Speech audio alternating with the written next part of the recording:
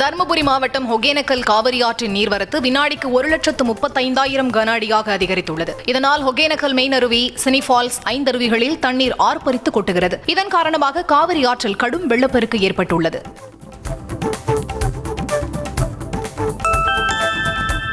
மேட்டூர் அணைக்கு நீர்வரத்து வினாடிக்கு 1,00,000 கன அடியாக அதிகரித்துள்ளது. வெளியேற்றப்படும் நீரின் அளவு 50,500 கன அடியாக உள்ளதால் கரையோர கிராம மக்களுக்கு வெள்ள அபாய எச்சரிக்கை விடுக்கப்பட்டுள்ளது. கர்நாடக காவிரி நீர்பிடிப்பு பகுதிகளில் பெய்யும் தொடர் கனமழையால் கபினி, கிருஷ்ணராஜசாகர் அணைகள் நிரம்பி தமிழ்நாட்டிற்கு நீர் திறப்பு அதிகரித்திருக்கிறது. இதனால் 11 காவிரி கரையோர மாவட்டங்களுக்கு 2வது நாளாக வெள்ள அபாய எச்சரிக்கை விடுக்கப்பட்டுள்ளது.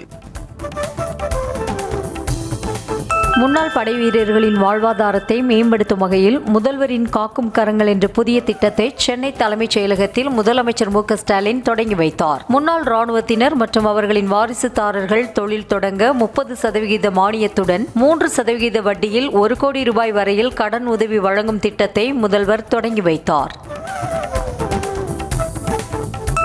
தமிழ்நாடு அரசு பணியாளர் தேர்வாணையம் மூலம் வேளாண்மை, உழவர் நலத்துறை, நெடுஞ்சாலைத்துறை மற்றும் பொதுப்பணித்துறையில் பல்வேறு பணியிடங்களுக்கு தேர்வு செய்யப்பட்டவர்களுக்கு முதலமைச்சர் மு க ஸ்டாலின் பணி நியமன ஆணைகளை வழங்கினார். சென்னை தலைமைச் செயலகத்தில் நடைபெற்ற நிகழ்ச்சியில் பணி நியமன ஆணைகளை முதலமைச்சர் வழங்கினார்.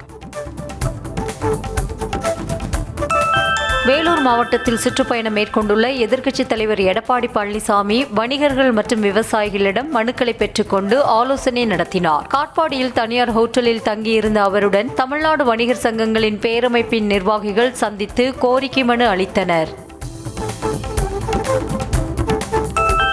தமிழ்நாட்டில் சட்டம் ஒழுங்கு சந்தி சிரிப்பதாக வேலூர் மாவட்டம் காட்பாடி தொகுதியில் எதிர்க்கட்சித் தலைவர் எடப்பாடி பழனிசாமி பிரச்சாரம் மேற்கொண்டார். போதைப்பொருள் நிறைந்த மாநிலமாக காட்சி தருவதற்கு ஆளுங்கட்சிதான் பொறுப்பு எனவும் அவர் குற்றம் சாட்டினார்.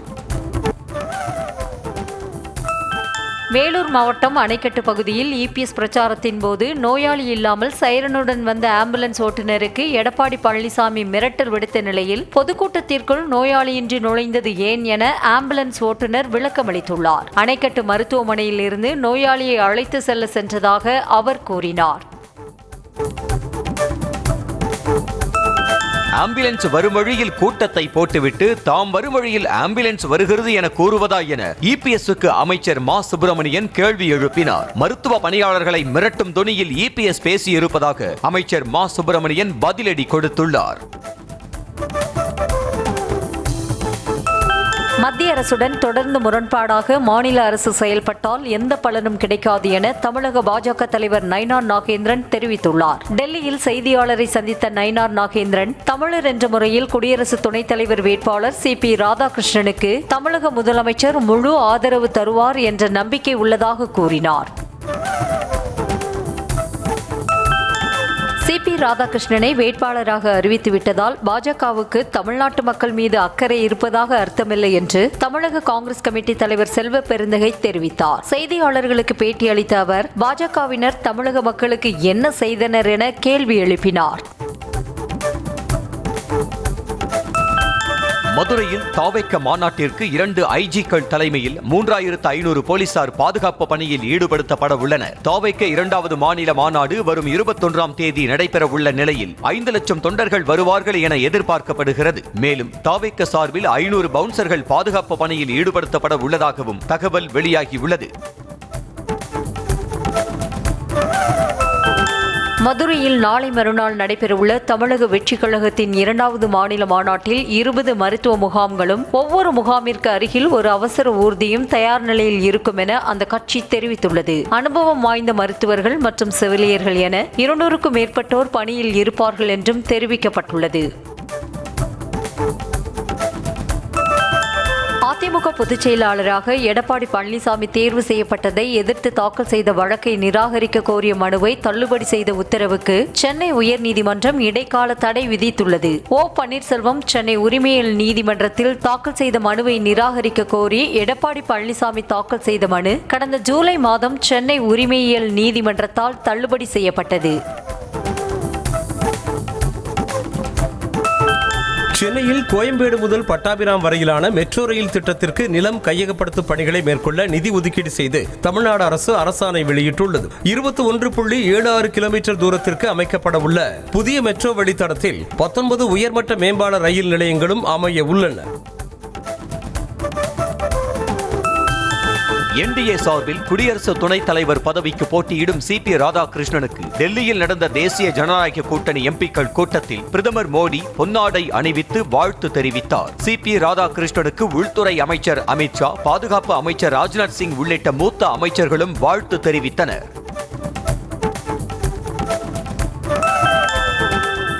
என்டிஏ சார்பில் குடியரசு துணைத் தலைவர் பதவிக்கு போட்டியிடும் சிபி ராதாகிருஷ்ணனுக்கு எதிர்க்கட்சிகள் ஆதரவு அளிக்க வேண்டும் என பிரதமர் மோடி கேட்டுக் கொண்டுள்ளார். இதனால் அவர் பொது வேட்பாளராக தேர்வு செய்யப்படும் வாய்ப்பு கிடைக்கும் என தெரிவித்துள்ள மோடி, எதிர்க்கட்சிகளின் ஆதரவை வேண்டி பாதுகாப்பு அமைச்சர் ராஜ்நாத் சிங் தலைவர்களுடன் பேசி வருவதாக கூறினார்.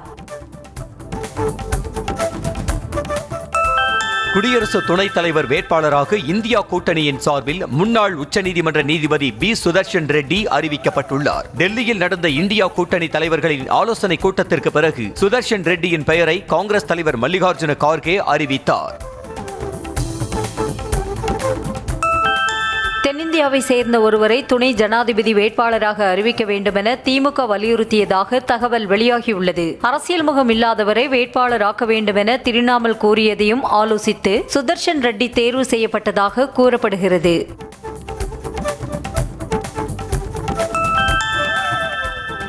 பாஜகவின் துணை குடியரசுத் தலைவர் வேட்பாளர் தமிழர் என்பதால் மட்டும் அவருக்கு தமிழ் மீதும் தமிழ்நாட்டின் மீதும் அக்கறை உள்ளது என்று அர்த்தமாகி விடாது என திமுக எம்பி கனிமொழி தெரிவித்துள்ளார். இது சித்தாந்தங்களுக்கு இடையிலான மோதல் என்றும் அதனால்தான் RSS பின்புலமுள்ள வேட்பாளரை எதிர்க்கும் வகையில் அரசமைப்பு சட்டத்தை மதிக்கும் வேட்பாளரை எதிர்க்கட்சிகள் இணைந்து அறிவித்துள்ளோம் என்றும் அவர் கூறியுள்ளார்.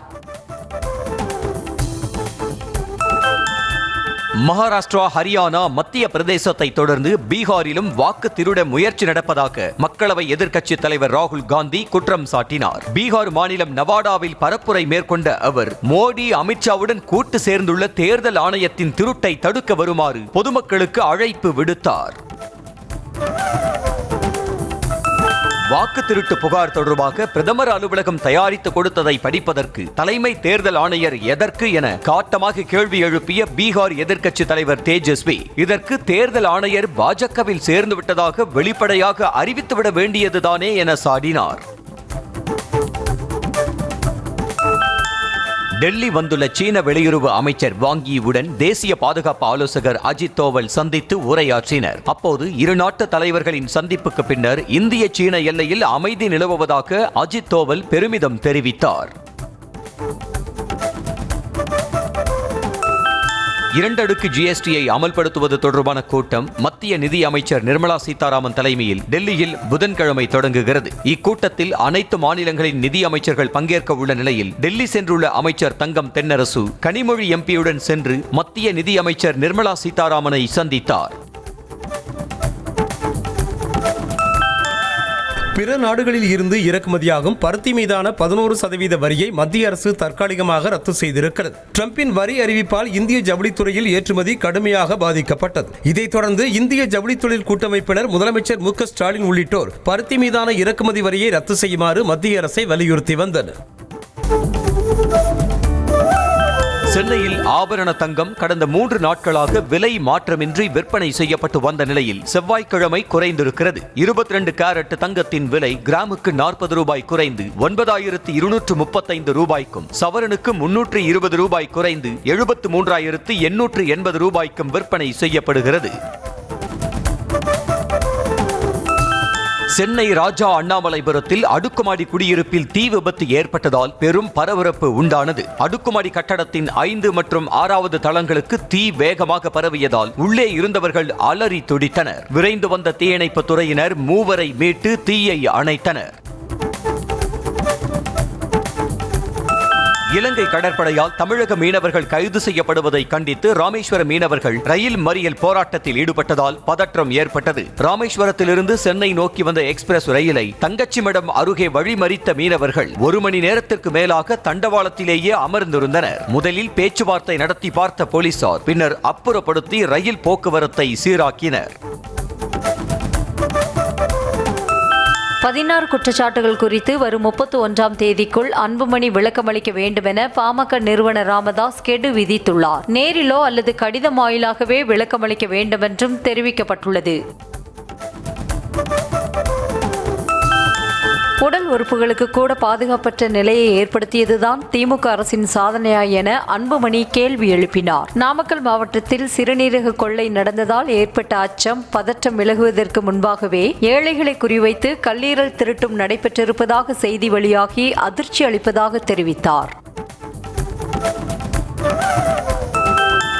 கிட்னி முறைகேடு விவகாரத்தை சிபிஐ விசாரணைக்கு மாற்ற உத்தரவிடக் கோரி உயர்நீதிமன்ற மதுரை கிளையில் மனு தாக்கல் செய்யப்பட்டுள்ளது. இது தொடர்பான மனுவை விசாரித்த நீதிபதிகள், மனித உடல் உறுப்புகளை பிற பொருட்களைப் போல விற்பனை செய்வது ஏற்கத்தக்கது அல்ல என வேதனை தெரிவித்துள்ளனர். நோயாளிகளின் உடல் உறுப்புகளை மருத்துவர் எடுத்து தனது தேவைகளுக்காக விற்பனை செய்வது கொடூரமானது என நீதிபதிகள் வேதனை தெரிவித்தனர். கிட்னி எப்போது திருடப்பட்டது என்பது கூட தெரியாமல் ஒரு நபர் வாழ்வது எவ்வளவு பெரிய வேதனை எனவும் உயர்நீதிமன்ற மதுரை கிளை கருத்து தெரிவித்திருக்கிறது. மனித உடல் உறுப்புகள் விற்பனையை தடுப்பதற்கான வழிமுறைகள் குறித்து விரிவான நிலை அறிக்கை தாக்கல் செய்ய உயர்நீதிமன்ற மதுரை கிளை உத்தரவிட்டிருக்கிறது. தமிழ்நாடு சுகாதாரத்துறையின் தலைமை செயலர், ஊரக சுகாதார பணிகள் இயக்குநர் ஆகியோரையும் நீதிமன்றம் தாமாக முன்வந்து வழக்கில் சேர்த்தது. சென்னை ஜாஃபர்கான்பேட்டையில் பிட்புல் ரக வளர்ப்பு நாய் கடித்து நபர் ஒருவர் உயிரிழந்த சம்பவம் அதிர்ச்சியை ஏற்படுத்தி உள்ளது. பூங்குடி என்பவர் தடை செய்யப்பட்ட பிட்புல் ரக நாயை வீட்டில் வளர்த்து வந்த நிலையில் அதை வாக்கிங் அழைத்து சென்ற போது அந்த வழியே வந்த கருணாகரன் என்பவரை வெறி பிடித்து கை, இடுப்பு, ஆணுறுப்பு போன்ற இடங்களில் கடித்து குதறியதாக தெரிகிறது. இதில் படுகாயமடைந்த அவர் சிகிச்சை பலனின்றி பலியானார். சேலத்தில் நாய் கடித்து ரேபிஸ் நோயால் பாதிக்கப்பட்ட தறி தொழிலாளி சிகிச்சை பலனின்றி உயிரிழந்தார். வளர்ப்பு நாய் கடித்ததும் தடுப்பூசி செலுத்திக் கொள்ளாமல் அலட்சியமாக இருந்ததால் குப்புசாமி என்பவர் உயிரிழந்தார். சென்னை ஜாஃபர்கான்பேட்டையில் பிட்புல் ரக வளர்ப்பு நாய் கடித்து நபர் ஒருவர் உயிரிழந்த சம்பவம் அதிர்ச்சியை ஏற்படுத்தி உள்ளது. பூங்குடி என்பவர் தடை செய்யப்பட்ட பிட்புல் ரக நாயை வீட்டில் வளர்த்து வந்த நிலையில் அதை வாக்கிங் அழைத்து சென்ற போது அந்த வழியே வந்த கருணாகரன் என்பவரை வெறி பிடித்து கை, இடுப்பு, ஆணுறுப்பு போன்ற இடங்களில் கடித்து குதறியதாக தெரிகிறது. இதில் படுகாயமடைந்த அவர் சிகிச்சை பலனின்றி பலியானார்.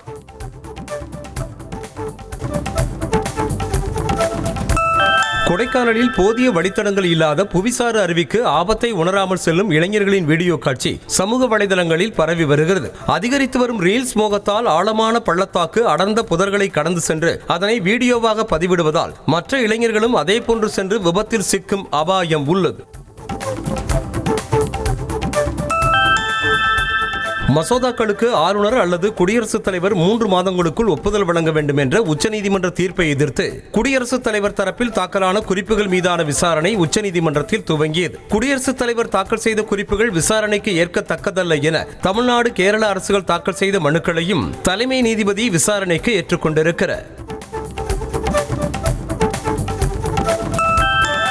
இந்தியாவுக்கு தேவையான உரம், அரிய வகை கனிமங்கள் மற்றும் சுரங்க துளையிடும் எந்திரங்களை வழங்க தயாராக உள்ளதாக சீனா தெரிவித்திருக்கிறது. 2 நாள் பயணமாக இந்தியா வந்துள்ள சீன வெளியுறவு அமைச்சர் வாங் யி டெல்லியில் அமைச்சர் ஜெய்சங்கரை சந்தித்து பேசினார். கால்வான் தாக்குதலுக்கு பிறகு இருதரப்பு உறவுகளை இயல்பு நிலைக்கு கொண்டுவர முயற்சிகள் நடைபெறுவதாக கூறப்படுகிறது.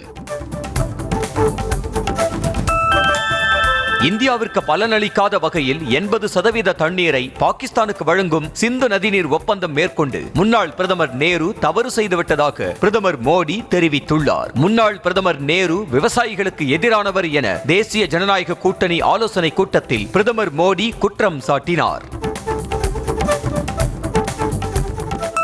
பீகாரில் பேரணி பாதுகாப்பு பணியில் இருந்த போலீஸ் மீது ராகுல் காந்தியின் பரப்புரை வாகனம் மோதியதால் பரபரப்பு ஏற்பட்டது. இதனை கண்ட உடன் இருந்த மற்ற பாதுகாவலர்கள் உடனடியாக அவரை மீட்டு அசம்பாவிதத்தை தவிர்த்தனர். 75,000 கிலோ எடையிலான செயற்கைக்கோளை விண்ணில் செலுத்துவதற்காக கிட்டத்தட்ட 40 மாடி உயரம் கொண்ட ராக்கெட்டை உருவாக்கி வருவதாக இஸ்ரோ தலைவர் நாராயணன் தெரிவித்துள்ளார். தற்போது இந்தியாவின் 55 செயற்கைக்கோள்கள் சுற்றுப்பாதையில் இயங்கி வருவதாகவும் இந்த எண்ணிக்கை அடுத்த 3 முதல் 4 ஆண்டுகளில் 3 மடங்கு அதிகரிக்கப்படும் என்றும் அவர் கூறினார். மும்பையில் கடந்த 84 மணி நேரத்தில் 50 சென்டிமீட்டருக்கும் அதிகமாக கனமழை இடைவிடாது கொட்டி தீர்த்த நிலையில் அடுத்த 2 நாட்களுக்கு ரெட் அலர்ட் விடுக்கப்பட்டுள்ளது. விடாது பெய்த கனமழையால் சாலைகள் முழுவதும் வெள்ளக்காடாய் மாறியதால் போக்குவரத்து பாதிக்கப்பட்டு பள்ளி கல்லூரிகளுக்கு விடுமுறை அளிக்கப்பட்டது.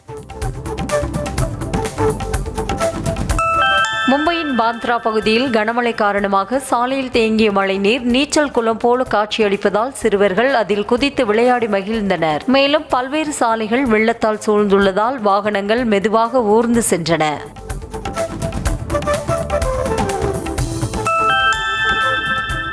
மகாராஷ்டிரா மாநிலம் மும்பையில் கனமழை காரணமாக பல்வேறு பகுதிகளிலும் வெள்ளம் சூழ்ந்திருக்கும் நிலையில் கார் ஒன்று நீர்மூழ்கி கப்பலாக மாறுவது போன்ற AI வீடியோ இணையத்தில் வைரலாகி வருகிறது. மும்பையின் தற்போதைய நிலைக்கு நீர்மூழ்கி கப்பலில்தான் செல்ல வேண்டும் என கலாய்க்கும் நெட்டிசன்கள் இந்த காரை வசதிக்கேற்ப மாற்றிக்கொள்ளலாம் என வறுத்தெடுக்கின்றனர். ராஜஸ்தான் மாநிலம் ஜெய்ப்பூரில் நடந்த மிஸ் யூனிவர்ஸ் இந்தியா 2025 போட்டியில் அந்த மாநிலத்தைச் சேர்ந்த மணிகா விஸ்வகர்மா மிஸ் யூனிவர்ஸாக தேர்வாகியுள்ளார். அவருக்கு கடந்த ஆண்டு வெற்றி பெற்ற வெற்றியாளர் ரியா சிங்கா மகுடம் சூடினார். வரும் நவம்பரில் தாய்லாந்தில் நடைபெறவிருக்கும் 74வது மிஸ் யூனிவர்ஸ் போட்டியில் இந்தியா சார்பில் மணிகா போட்டியிட உள்ளார்.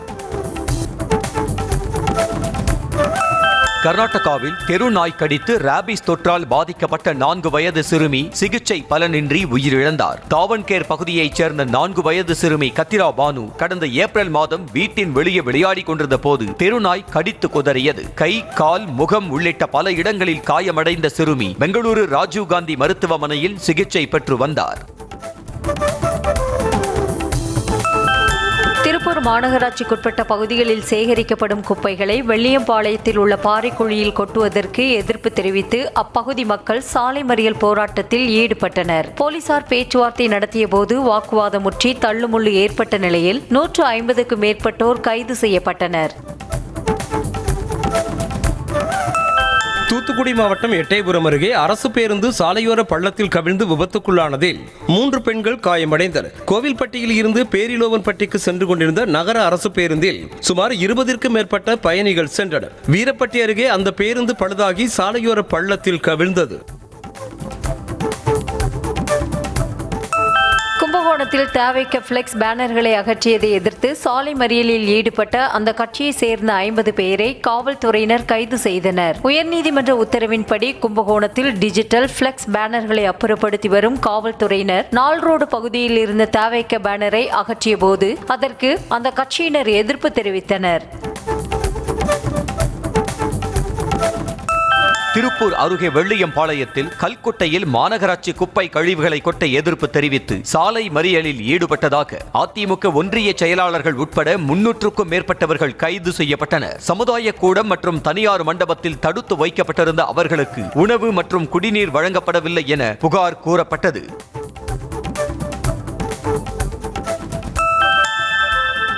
சென்னை வில்லிவாக்கம் ஒத்தவாடி தெருவில் சிலை வைத்து விநாயகர் சதுர்த்தி கொண்டாட இந்து மக்கள் கட்சிக்கு சென்னை உயர்நீதிமன்றம் அனுமதி அளித்திருக்கிறது. ஒத்தவாடி தெருவில் கடந்த 2 ஆண்டுகளாக சிலை வைத்து விநாயகர் சதுர்த்தி கொண்டாடி வந்த நிலையில் இந்த ஆண்டு காவல்துறையிடம் அனுமதி கேட்டு விண்ணப்பித்தும் மனுவை பரிசீலிக்கவில்லை என கூறி ஹரி என்பவர் வழக்கு தொடர்ந்தார்.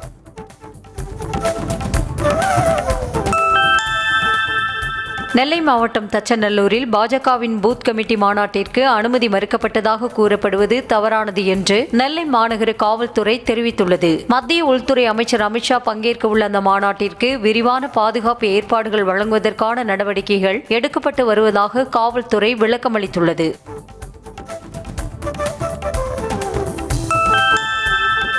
கள்ளக்குறிச்சி மாவட்டம் திருநாவலூரில் பழமையான புளிய மரம் முறிந்து முதிய தம்பதியின் வீட்டின் மீது விழுந்தது. ஹோட்டல் நடத்தி வரும் பாலு, ஆதிலட்சுமி ஆகியோரின் வீட்டின் மீது மரம் விழுந்த நிலையில் வீட்டில் இருந்தவர்கள் காயமின்றி உயிர் தப்பினர். இதில் வீடு சேதமடைந்ததால் இழப்பீடு வழங்க தம்பதி கோரிக்கை விடுத்தனர்.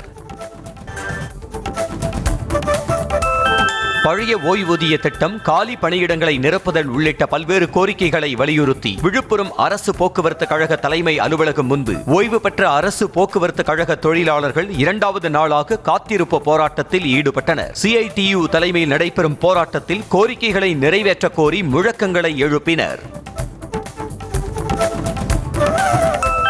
திருச்சி ஸ்ரீரங்கம் திருவானைக்காவல் பகுதிகளில் வைக்கப்பட்டிருந்த அதிமுக பேனர்களை போலீசார் அகற்றியதற்கு எதிர்ப்பு தெரிவித்து அதிமுகவினர் காவல் நிலையம் முன் குவிந்தனர். வரும் 23ஆம் தேதி திருச்சியில் சுற்றுப்பயணம் மேற்கொள்ளவுள்ள அதிமுக பொதுச் செயலாளர் எடப்பாடி பழனிசாமியை வரவேற்கும் விதமாக நகரின் பல்வேறு பகுதிகளில் பேனர்கள் வைக்கப்பட்டிருந்தது. கிருஷ்ணகிரி மாவட்டம் ஹொசூர் அருகே சாலை மேம்பாலத்திலிருந்து சர்வீஸ் சாலையில் கவிழ்ந்து ஆம்னி பேருந்து விபத்துக்குள்ளானதில் 20க்கும் மேற்பட்ட பயணிகள் படுகாயமடைந்தனர். மதுரையிலிருந்து பெங்களூரு நோக்கி 47 பயணிகளுடன் சென்ற பேருந்து ஹொசூர் அருகே ராயக்கோட்டை சாலை கருக்கம்பட்டி எனும் இடத்தில் வந்தபோது விபத்துக்குள்ளானது. விருதுநகர் மாவட்டம் சாத்தூரில் இயந்திர தீப்பெட்டி தொழிற்சாலையில் தீ விபத்து ஏற்பட்டதில் ஊழியர்கள் காயமின்றி உயிர் தப்பினர். சாத்தூர் பெரியார் நகரை சேர்ந்த அருண்குமார் என்பவருக்கு சொந்தமான தொழிற்சாலையில் தொழிலாளர்கள் வழக்கம் போல தீக்குச்சி தயாரிக்கும் பணியில் ஈடுபட்டிருந்த போது மின் உராய்வால் இயந்திரத்தில் தீ பற்றியது. நாமக்கல் மாவட்டத்தில் அதிகாலை 5 மணி முதலே பார்களில் மதுபான விற்பனை படு ஜோராக நடந்ததாக குற்றச்சாட்டு எழுந்துள்ளது. சேந்தமங்கலம் பகுதியில் உள்ள அரசு மதுபான கடைகளின் அருகே செயல்படும் பார்களில் 140 ரூபாய் குவார்ட்டர் 220 ரூபாய்க்கும் 180 ரூபாய் பீர் பாட்டில் 250 ரூபாய்க்கும் விற்கப்படுவதாக கூறப்படுகிறது. இயற்கை பேரிடர் காலத்தில் மேற்கொள்ள வேண்டிய வழிமுறைகள் குறித்து கடலூர் மாவட்டம் கங்கனாகுப்பத்தில் உள்ள தனியார் பள்ளியில் மாணவர்களுக்கு தேசிய பேரிடர் மீட்பு படையினர் பயிற்சி அளித்தனர். பேரிடர் மீட்பு பணியில் மாணவர்களை வலுப்படுத்தும் நோக்கில் பள்ளி, கல்லூரி மாணவர்களுக்கு செய்முறை பயிற்சி அளிக்கப்பட்டது.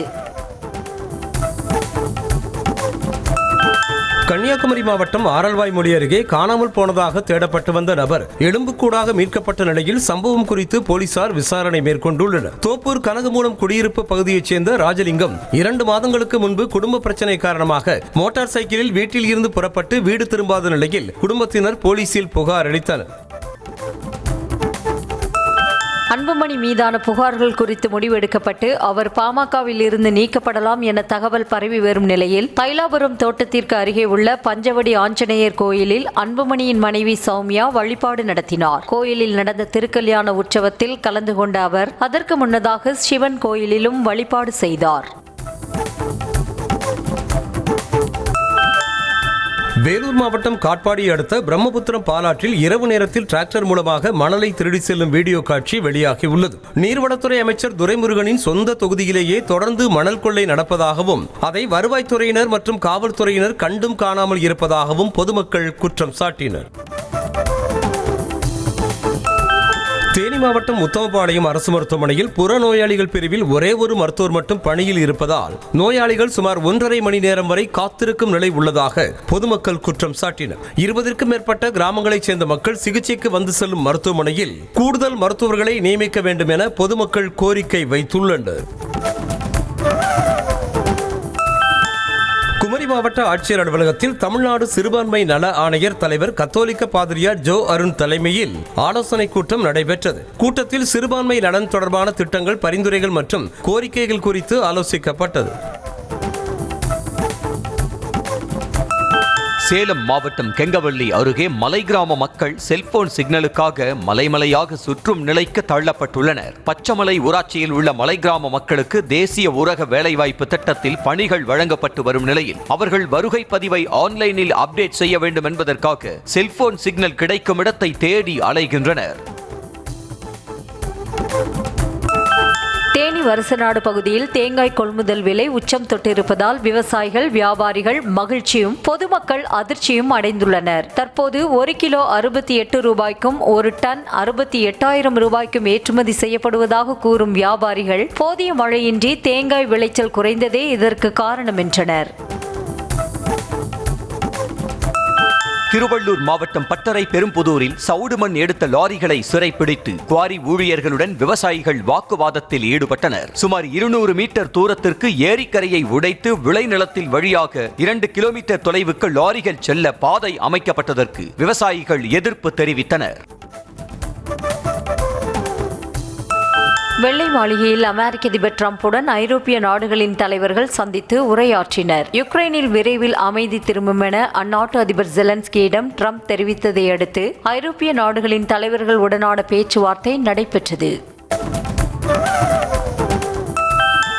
பாலஸ்தீன மக்களை தாய்நாட்டிலிருந்து தெற்கு சூடானுக்கு விரட்ட இஸ்ரேல் புதுவகை சதி திட்டத்தை தீட்டியுள்ளது. ஈவு இரக்கமின்றி 62,000 பாலஸ்தீனர்களை இஸ்ரேல் படைகள் கொன்று குவித்திருக்கும் நிலையில் பாலஸ்தீனர்கள் தாங்களாகவே தெற்கு சூடானுக்கு செல்ல அனுமதிக்கப்படுவார்கள் என நெதன்யாகு திட்டவட்டமாக தெரிவித்துள்ளார். இஸ்ரேல் தரைவழி தாக்குதலை தீவிரப்படுத்த உள்ளதாக தகவல் வெளியானதை அடுத்து காசாவின் கிழக்கு பகுதிகளில் இருந்து பாலஸ்தீனியர்கள் ஆயிரக்கணக்கானோர் உயிரை கையில் பிடித்துக் கொண்டு வெளியேறி வருகின்றனர். காசாவின் மேற்கு மற்றும் தெற்கு பகுதிகளில் இஸ்ரேல் ராணுவம் ஏற்கனவே குண்டுமழை பெய்து வரும் நிலையில் இப்போது எஞ்சிய பகுதியையும் இஸ்ரேலின் கொடிய கரங்கள் சுற்றி வளைத்துள்ளன. இஸ்ரேல் தாக்குதலால் கொல்லப்பட்டவர்களின் உடல்களைக் கண்டு உறவினர்கள் கதறி அழுதனர். காசாவின் கான் யூனிஸில் கூடார முகாம் மீது இரவு முழுவதும் நடத்தப்பட்ட கொடூர தாக்குதலில் 8 பேர் கொல்லப்பட்டனர். உறவினர்கள் அவர்களின் உடல்களுக்கு அஞ்சலி செலுத்திய பின்னர் அடக்கம் செய்தனர். சீனாவின் பாப்மார்ட் என்ற பொம்மை நிறுவனம் தனது வருவாயை 3 மடங்கு அதிகப்படுத்தியுள்ளது. லபுபு பொம்மையால் பெரும் வருவாயை இந்த நிறுவனம் ஈட்டியுள்ளது. இந்த ஆண்டு பாப்மார்ட் நிறுவனம் தனது வருவாயில் 204.4% உயர்வை சந்தித்து உலகையே வியப்பில் ஆழ்த்தியுள்ளது.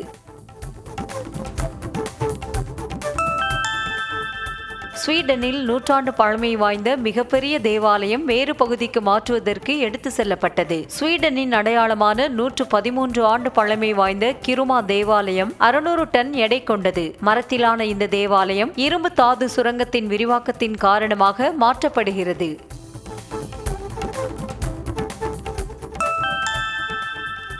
துருக்கியின் வடமேற்கு மாகாணமான டெகிர்டாகில் நீர்த்தேக்கங்களில் வறட்சி ஏற்பட்டுள்ளது. இந்த ஆண்டு துருக்கியில் போதிய மழைப்பொழிவு இல்லாததால் நாட்டின் பிரதான அணைகளில் நீர் இருப்பு இல்லை. இதனால் வாரக்கணக்கில் குடியிருப்புகளில் குடிநீர் வராமல் மக்கள் தவிப்புக்கு ஆளாகினர். சென்னை வர்த்தக மையத்தில் பிக் சினி எக்ஸ்போ என்ற சினிமா வர்த்தகம் தொடர்பான கண்காட்சியை தமிழ்நாடு திரையரங்கு உரிமையாளர்கள் சங்க நிர்வாகிகள் தொடங்கி வைத்தனர். 2 நாட்கள் நடைபெறும் இந்த கண்காட்சியில் உள்ளூர் திரையரங்குகளுக்கு தேவைப்படும் தொழில்நுட்ப உபகரணங்கள் அனைத்தும் காட்சிப்படுத்தப்பட்டுள்ளன. பாலாஜி மோகன் இயக்கத்தில் உருவாகி வரும் புதிய இணைய தொடரில் நடிகர் அர்ஜுன் தாஸுக்கு ஜோடியாக நடிகை ஐஸ்வர்யா லட்சுமி நடிப்பதாக தகவல் வெளியாகியுள்ளது. காமெடி கலந்த கதைக்களத்தில் உருவாகி வரும் இந்த தொடரின் படப்பிடிப்பு சென்னை மற்றும் புதுச்சேரியில் நடைபெற்று வருகிறது. ஆசிய கோப்பை கிரிக்கெட் தொடருக்கான இந்திய அணி அறிவிக்கப்பட்டுள்ளது. சூரியகுமார் யாதவ் தலைமையிலான அணியில் சுப்மன் கில் துணை கேப்டனாக நியமிக்கப்பட்டிருக்கிறார். அபிஷேக் சர்மா, திலக் வர்மா, ஹர்திக் பாண்டியா, சிவம் துபே, பும்ரா, சஞ்சு சாம்சன், குல்தீப் யாதவ் உள்ளிட்டோருக்கு வாய்ப்பளிக்கப்பட்டுள்ளது.